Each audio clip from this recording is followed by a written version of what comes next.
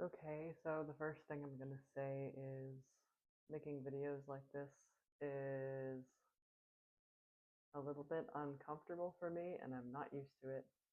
Um, I'm not even sure where I'm supposed to look into the camera, and my boyfriend's in the room, and he's got his headphones in, and he's watching sports or something, but it's new to me to do something like this, to be talking to the camera while there's somebody else in the room. So thanks for bearing with me and helping me move through this discomfort and grow from the experience. So, the reason why I'm recording a video today, and hopefully you can hear me okay, I tend to have a little bit of a soft voice. Um, why I'm making a video today is because I want to share about an experience that I've had recently and something that I've learned. So, this comes from the fact that I'm currently living in Merida, Yucatan, Mexico, and I'm pretty interested in nature in general, and I'm always like looking around at all the different plants and trees and just trying to see what kind of unique plants and stuff I can identify. Always keeping an eye out for like different trees and stuff like that. And at the beginning of December, I moved to a new neighborhood, and there's a small park in my neighborhood. And I discovered a cotton tree, or actually several cotton trees, or I guess they're more like shrubs, but some of them are quite large, so they're like a tree. Um, in this park, and I was really surprised and excited to see that because I've never seen cotton growing before. And yeah, I spotted the tree when I was on my way to the cafe, and I was like, "Well, I think this is cotton." And I took a little piece of the cotton puff off the tree, and I was walking to the cafe, and I was just kind of playing with it, like wondering if I could um, like spin it into thread. And I think part of the reason why I was really excited and interested to try this was because um, in the last year or so, I have become interested in the idea of weaving and how weaving coincides with the divine feminine. And that's a whole other topic to get into, but this came from listening to the audiobook from Sarah Bertrand. Um, there's a few of them, but the one that got me interested was called Spirit Weaver. So, and also somebody who's like a pretty dominant Cancer sign in terms of astrology, which is related to um, kind of like mothering, domestic qualities, which can include like working with textiles and stuff like that, is definitely relevant to the Cancer archetype. So I think that's where the interest kind of sprouted from. So, anyways, yeah, so I was walking to the cafe and kind of playing with this little cotton puff and just wasn't able to do anything with it. I would just kind of pull a piece of cotton, and it would just kind of blow away into the wind. But my curiosity did not die there. I didn't chalk it up to a failure or nothing of interest. I talked to ChatGPT a little bit to see what I could learn um, after gathering a bit more cotton and playing with it a bit more. And it told me that I needed to card. So this is the action is carding. I needed to card the cotton in order to turn it into like string or yarn or whatever. And I was like, what? What does that mean? And it kind of tried to explain it to me. And anyways, it's been this experimental process. And I watched a few YouTube videos. I watched how people card cotton using like two big brushes, and it kind of reminds me of like a cat hair brush, but it's got a lot of bristles. If you go and look on YouTube, you can easily find videos about hand carding cotton, which is actually using brushes, and I found one video of a guy who carded the cotton literally by hand, and I tried to do it his way, and for me it didn't really work. I just found that when I spun the cotton into string, it was like more weak and breakable. So I tried to kind of do it my own way. I tried to imitate what's happening with the brushes when they brush the cotton using two brushes. I tried to kind of recreate that, and so I came up with a way to do that through some trial and error. And so I ended up making this necklace, and it's a little bit rough and organic and imperfect, and that's kind of the idea. That's what I like about it. That's what I noticed when I started spinning the cotton, was that it was imperfect. It kind of looked like white dreadlocks, like a little bit lumpy. And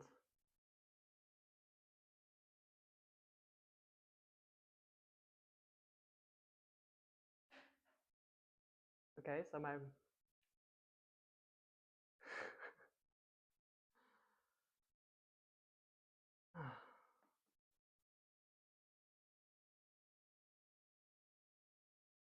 okay, I'm gonna recover. Instead of stopping this video and starting over, because I just took a moment of random awkward silence because my boyfriend got up and took his headphones out and it jarred me. I'm gonna continue. And that took a lot of strength not to press stop. What was I saying? I was talking about the necklace. Um,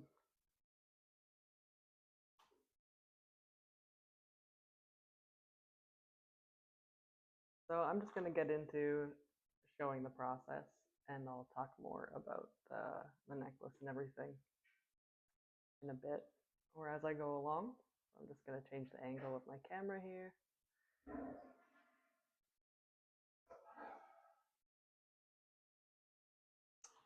Okay. So I have a magic box filled with all kinds of cotton related things. I have this bag in here with, these are cotton seeds that I pulled out of the cotton puffs. I don't know. I'm calling it a cotton puff. So I'm pulling, I have just one cotton puff from the tree that's been hanging out in this box for a little bit, and it's got some seeds stuck to it right now. So I'm just pulling those seeds off. So this is what I'm going to start with to show the process. Okay. And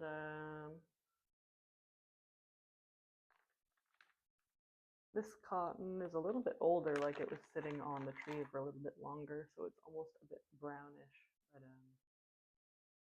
and it's a little bit flattened because it's been inside this box for a bit. But this is a cotton puff, and you can see it's got seeds inside of it. So this is literally what gets pulled off the tree. And then the next step is, after it's carded and rolled up, it will, I think it's called a rollag, or maybe there's another word for it too.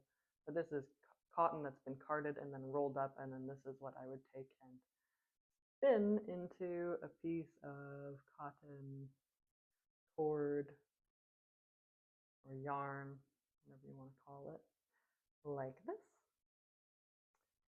And this necklace is made from, I made two long strings like this, and then I plied them together, and then I folded it in half and plied it to itself. I apologize that this is not like a very well organized video. I'm not really expecting anybody's going to watch it anyways. I just wanted to share.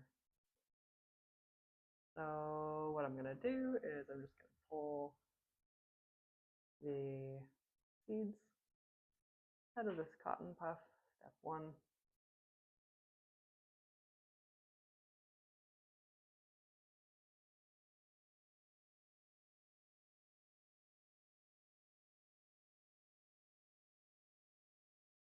2 seeds.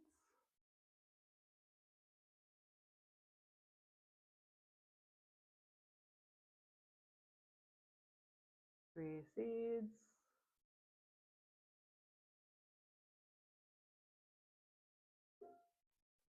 I actually haven't done this in, I don't know, maybe 2 or 3 weeks. Life's been a little bit hectic, but this is kind of therapeutic, I think. Um,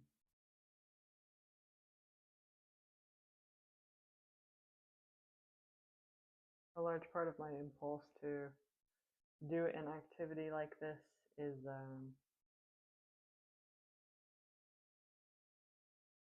I think when we work with our hands in this kind of way, I think that somehow it can connect us to our ancestral lineages. To me, it's like kind of an act of preservation, of meaning. I think that making something with your hands or taking raw materials from nature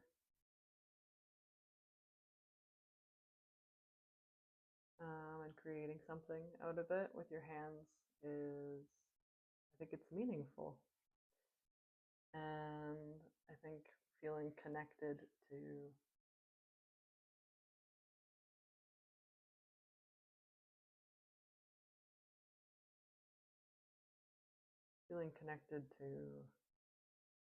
the things that we use and the things that we own through being a part of the process is of value and is perhaps missing in today's fast-paced, manufacturing-based, GDP-driven society. So this to me is an act of reclamation. And that is a large part of why I'm doing it. I wasn't looking at the screen. It's possible that you couldn't see me that whole time. My fingers, I mean, oh, there's one more seed in here.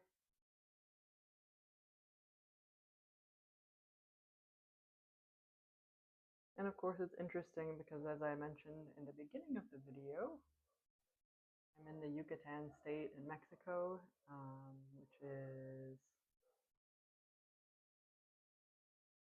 where some significant Mayan ruins are. And many Mayan people live here and still speak the language. And the Mayan people have some pretty rich textile traditions. So, yes, so this is my cotton with the seeds removed. And now I'm going to show how I card the, excuse me, how I card the cotton. Okay, so as I was saying, if you watch somebody do it with 2 brushes, basically they're just gonna like put the cotton on one brush, spread it out on one brush, and then they're going to like brush the other one over, and that's gonna pull all of the strands lengthwise in the same direction. So you end up with like a big flat tuft of cotton strands that are all facing the same direction. So that's what I'm going to do, is try to roughly, it's not going to be nearly as perfect, roughly recreate that same composition. So I basically just start pulling strands of cotton in the same direction. And again, I haven't done this in a couple weeks, and I'm also not used to doing it in front of the camera. I'm not sure if you can really see what I'm doing, but I'm basically just pinching and pulling. Pinching and pulling.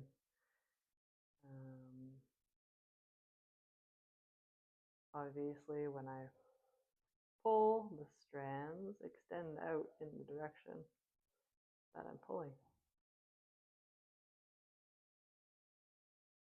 And basically, I'm aiming to just do this and to form like a rectangular shape. I want to have a rectangle, a flat rectangle of cotton fibers all facing the same direction.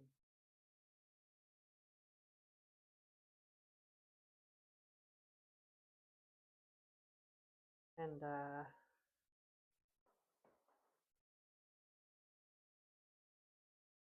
my boyfriend is up and moving around now, and I've already moved through the sphere, so it's not triggering me so hard anymore. I'm proud of myself about that. So you can see I'm making a rectangle.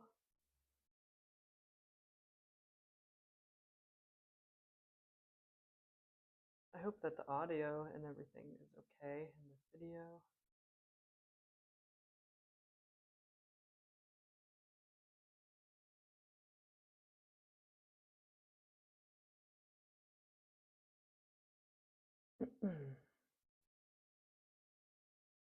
I actually carded some cotton outside like this, and it was really challenging because it was kind of windy outside, breezy at least.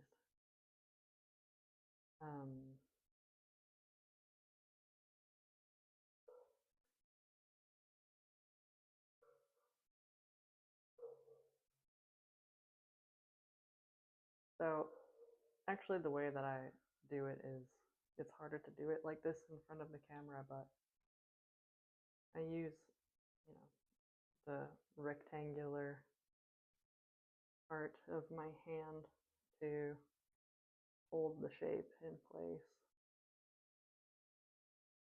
It's a little bit hard to demonstrate and a little bit hard to describe.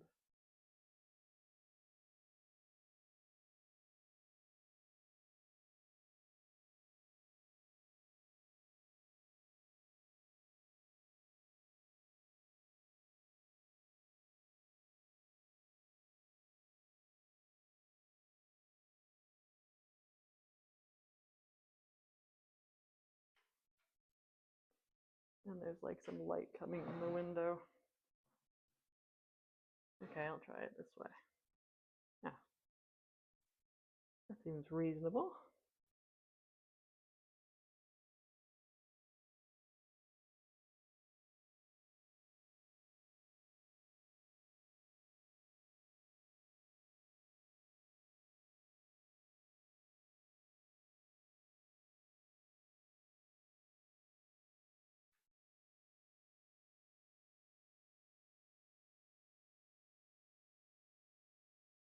My boyfriend is blasting Green Day in his headphones, and I can hear it really clearly.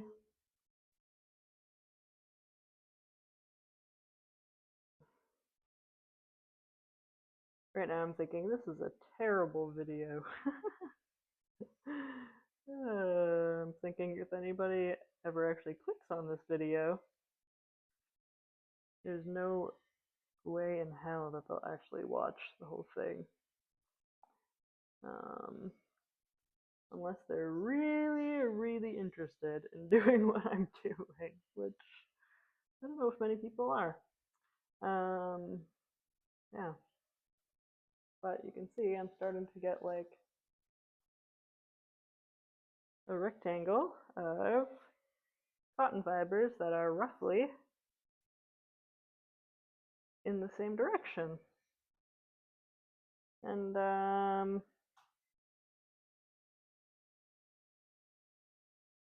first thing is, I just didn't have any interest in going out and buying tools. This was just an experiment. And I think it's quite rewarding actually to do it all by hand, not using any tools.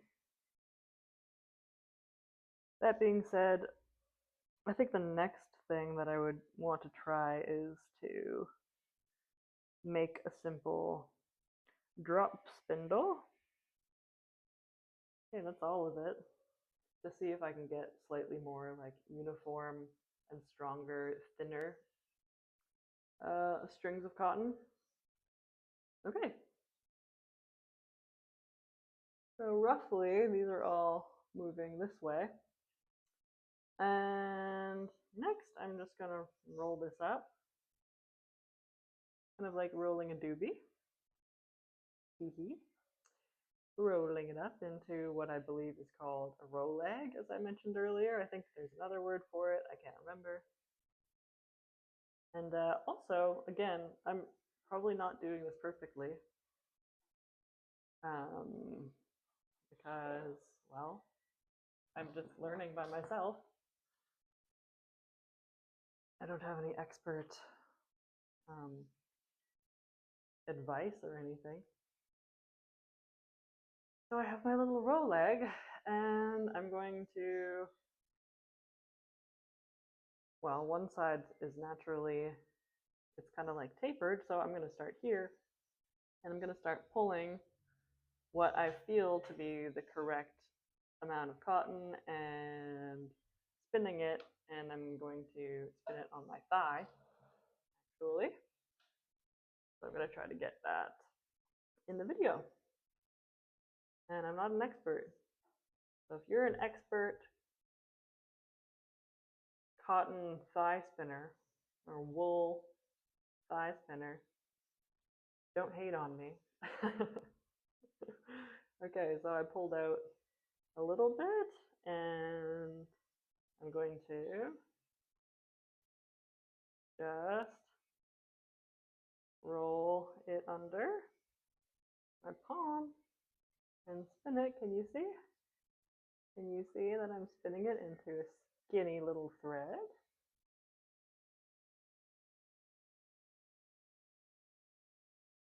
There it is so far. And I'm just pinching.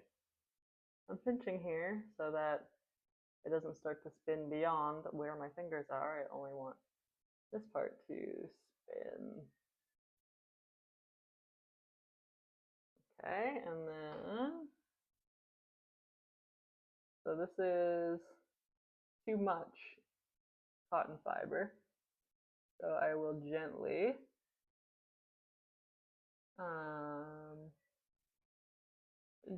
pull. I'm also like pinching a little bit here because I'm trying to not just pull randomly. I'm trying to like use these fingers at the same time to kind of direct where the strands are coming from so that the cotton behind remains intact. So if I just pull here, it might come out unevenly and then I might end up with like this being having like gaps in it basically. So I'm trying to pull in a way that sets me up for the future. Okay. And this might be quite thick from top to bottom, but it's quite flat and thin, so there's not actually that much cotton fiber there. I'm going to spin this now.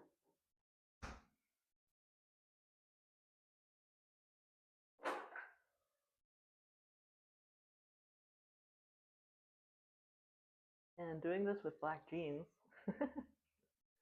is probably not ideal because I'm going to have a little white fluff on my jeans. But I'll just wipe it off with the wet cloth after. Okay, I'm getting some string here. And I'm going to keep going like that.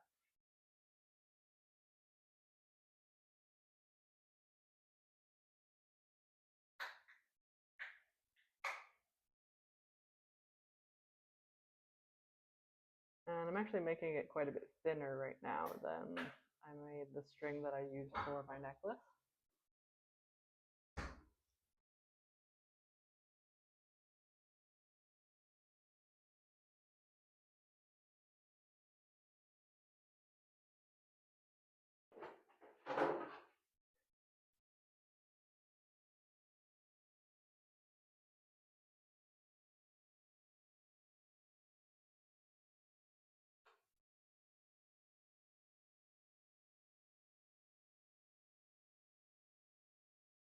This is how long it is, and I still have a lot of cotton here, so it kind of looks like a mouse.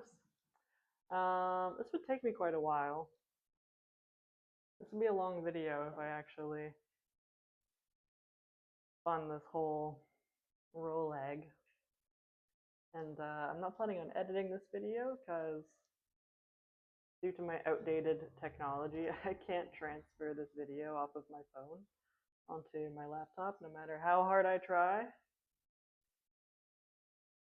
I would have to just log into YouTube on my phone.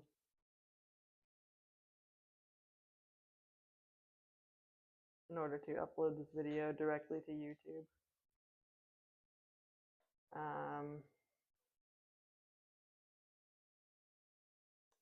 Yeah, I actually just messed up. I like pulled a little bit too carelessly and kind of like broke. And then I ended up making this part here, you can see, is too skinny. It's going to be like really delicate. So what I can try to do to fix that is just pull, maybe from up here. Since my roll egg's starting to get a little lopsided, I can pull some fibers from up on the top,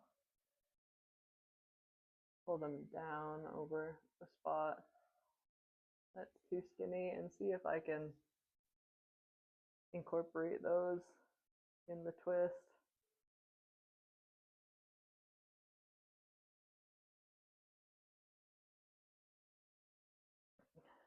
Yeah, so that's an improvement. Yeah, I'm really just like learning and adapting this as I go.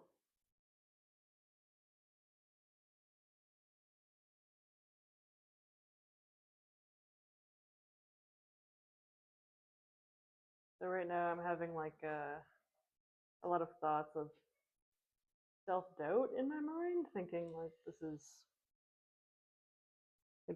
is a terrible video and you don't know what you're doing and blah blah blah. The inner critic is going wild within me. Um,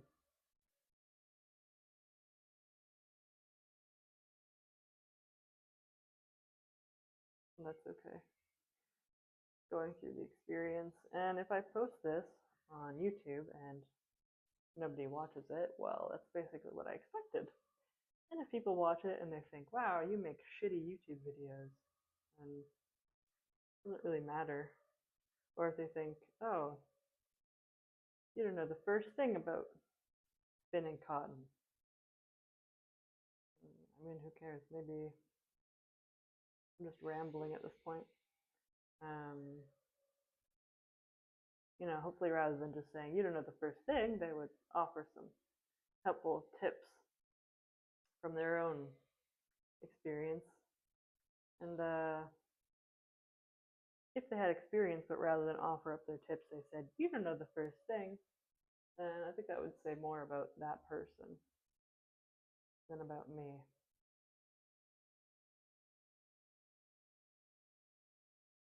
So I am kind of just like rushing and uncomfortable and not really like doing my best right now. Because I don't feel calm or peaceful. It's actually a lot nicer doing this outside in the park, even if it is windy, than doing it in my cramped apartment with all the EMFs floating through, as my boyfriend would say. All the electromagnetic frequencies. But hey, we're getting some string, and you can see what I mean by like, oh, it kind of looks like a white dreadlock, because it's kind of like lumpy and bumpy and organic. It's not just like a thin uniform thread. And not super strong by any means, which is why it needs to be applied to another piece of string in order to really be useful. Yeah, so maybe I'll do that. I think I have another piece of string I can apply this to. I don't really know if it'll work if they're not really the same size. So far, every time I've tried plying, I've done a 2-ply and I've done a 3-ply. And the strings I used were pretty much the same thickness to one another. Also, I think that I don't know, I watched a video of a woman, I can't remember if she was plying cotton or wool, but she said she needed to keep her hand wet. She said you need to keep your hand wet. And I haven't tried doing it that way. I haven't tried using a wet hand to ply strands together, and maybe that's why all of my plied strands are like really loose. It still like strengthens them quite a bit, but when you actually are finished, it's like really loosely plied. Like even the necklace that I'm wearing, it's like really loosely plied, and it gives it quite a bit of strength, but at the same time, it's like, whoa, those are barely even twisted together. Like you can see like long sections where actually the strands are just like running parallel to each other. They're like not even twisted, but I guess it's just the friction like holding them together. I'm surprised how much strength it adds even when done. This is getting quite long. Woohoo! Start to get into a bit of a groove, and quite fun and satisfying actually. I notice that as I get into the groove, I also start to like loosen up with my like verbal self-expression a bit, and also nice because I sometimes have a hard time expressing myself verbally, probably due to some childhood wounds where I tend to fear like how other people will perceive what I say, I think, or I think that like nothing I say has any value, or I may as well just not say anything,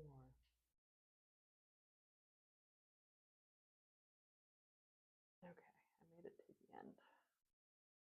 Made it to the end, and I have this this beautiful long string, and yeah, you can see that I can pull it straight. I can give it that amount of tension without it falling apart, but I am not going to pull on it because it would most likely break.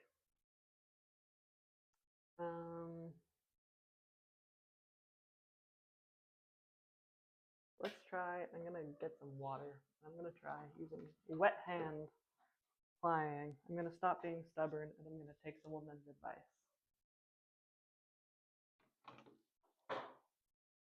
So I'm gonna fill a bowl. Not fill, but just put some water in a bowl. And I'm gonna take the lady's advice. Actually, these are pretty similar in thickness. The one I just made is a little bit thinner and a little bit longer. But I just made the mistake of... The other thing about plying is you need to notice which direction they were originally spun in, and you need to spin them in the opposite direction when you ply them together. And you can do that by spinning in the opposite direction or by simply flipping them over and then continuing in the same direction. That's what I'm going to do because I'm just used to rolling this way. One other thing I've been neglecting to do is just recommended to secure the two strands together by tying an overhand knot. So recording this video seems to be actually helping to push me past a bit of a plateau that I've been in, forcing me to take the steps that I've been stubbornly neglecting. Okay, so I tied an overhand knot, and I'm going to wet my hand a little bit, and I'm going to, I don't know if I'm doing this correctly. I'm going to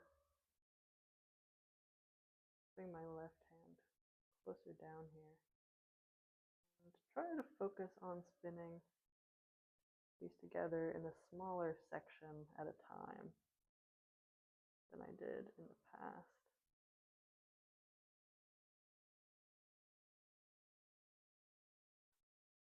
I'd be pretty happy if this ply is a lot tighter than my previous ones due to following the outlined steps a little more thoroughly.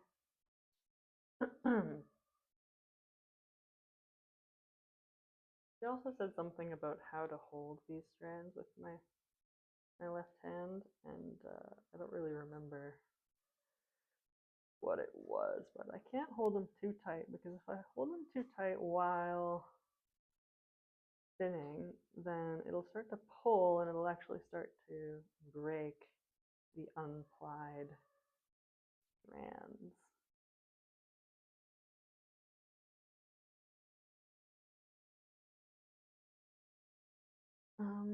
Yeah, I'm not sure if the water is helping or not. It kind of seems like it might be.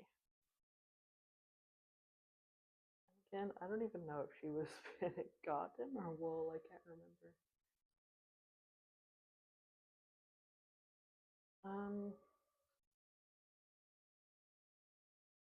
But yeah, I didn't plan on making a necklace or anything originally. I was just experimenting, I just found the cotton on the tree, as I mentioned, and just wanted to see what I could do with it. And then I just kept learning more and more bits. And then when I got my first like big, thick cotton cord, and I was like thinking, oh, this looks like really cool and organic.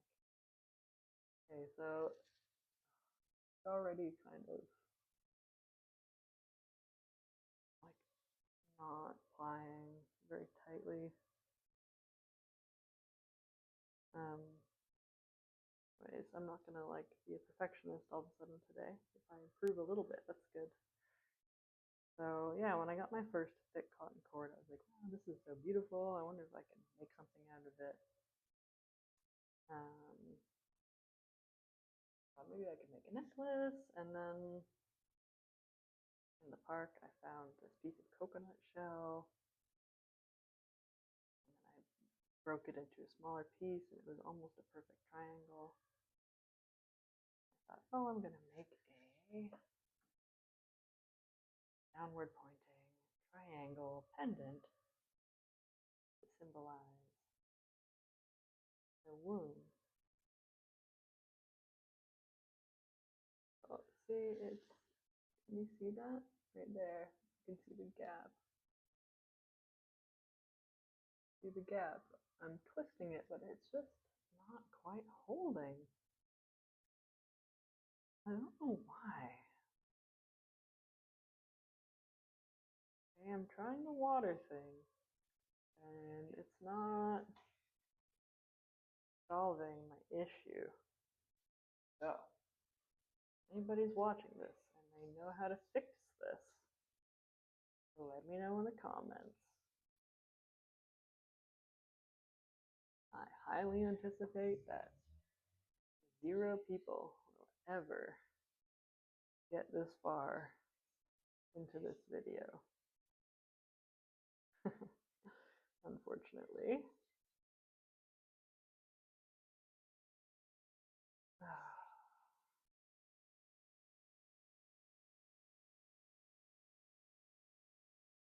Yeah, it's actually worse, I think, with the water. Kind of weird.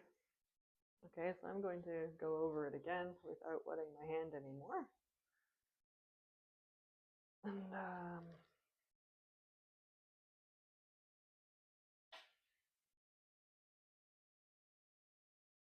I don't know. I think maybe I'm just not like twisting it enough.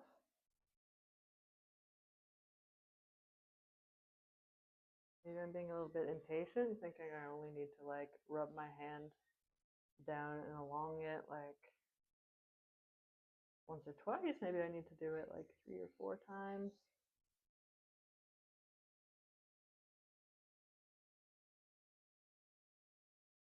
That's what I'm doing right now. I'm trying to like give it more twist. I definitely don't think the water's helping. Maybe it was wool in that woman's video, and maybe water and cotton are not a good mix.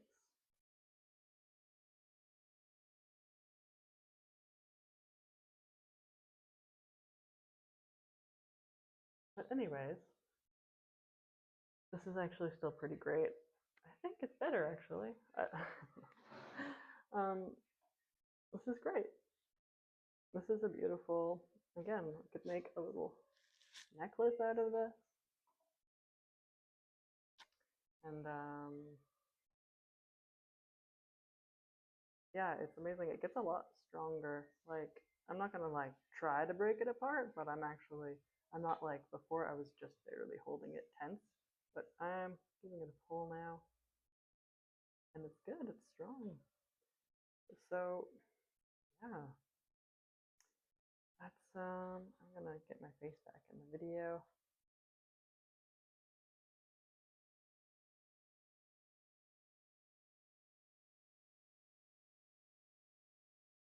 Yeah, again, probably nobody watching this, but that's how I took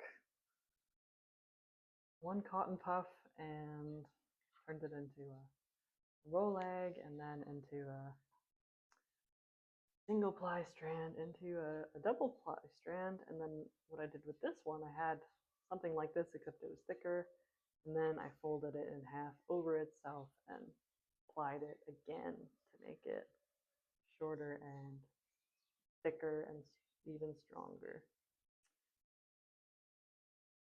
Yeah, I think that's all I have to share, and it's a 45-minute video.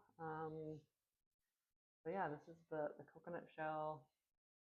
I used some sandpaper to sand down the sides to make it more of a perfect triangle, and my partner drilled the hole in the top for me.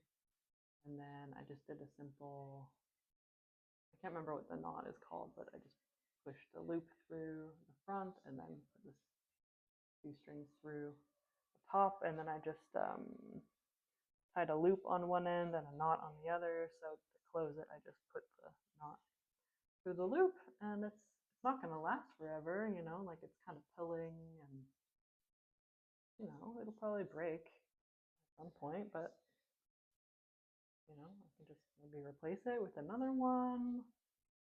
You know, it's just a beautiful, fun experiment, and I hope to learn more about cotton and textiles and stuff like this, and jewelry making and whatever in the future. So if you happened to um, sit through this whole video, thanks for doing so. I hope it benefited you somehow. And that's all.